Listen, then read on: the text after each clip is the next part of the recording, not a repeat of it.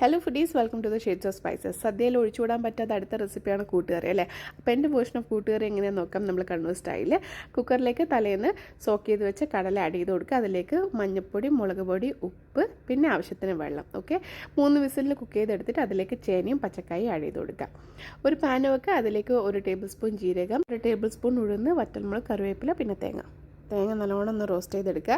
ഇനി ഇതിലെ 3 table spoon തേങ്ങ ഞാൻ അരച്ചിട്ട് പേസ്റ്റ് പോലെ ആക്കിയിട്ട് ഇതിലേക്ക് ആഡ് ചെയ്ത് കൊടുക്കുന്നുണ്ട്. അപ്പോൾ ഒരു എളുപ്പത്തിന് വേണ്ടി ഞാൻ ചട്ടിയിലേക്ക് മാറ്റുന്നുണ്ട്.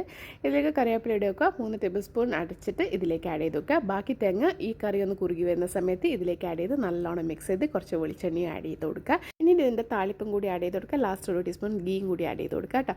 അപ്പോൾ ഇത്രയുള്ള വളരെ സിമ്പിളാണ് ഉണ്ടാക്കാൻ വേണ്ടിയിട്ട്. ഇപ്രാവശ്യം ഓണത്തിന് ഈ വേർഷൻ ഓഫ് കൂട്ടുകറി ഉണ്ടാക്കി നോക്കുക. ഇതിൻ്റെ ഫുൾ വീഡിയോ യൂട്യൂബിൽ അപ്ലോഡ് ചെയ്യുന്നതായിരിക്കും. ഓണസദ്യ റെസിപ്പീസിനും അടിപൊളി വെറൈറ്റി റെസിപ്പീസിനും വേണ്ടിയിട്ട് ചാനൽ ഫോളോ ചെയ്യുക. അതേപോലെ യൂട്യൂബ് സബ്സ്ക്രൈബ് ചെയ്ത് സപ്പോർട്ട് ചെയ്യുക. Bye, cook with love.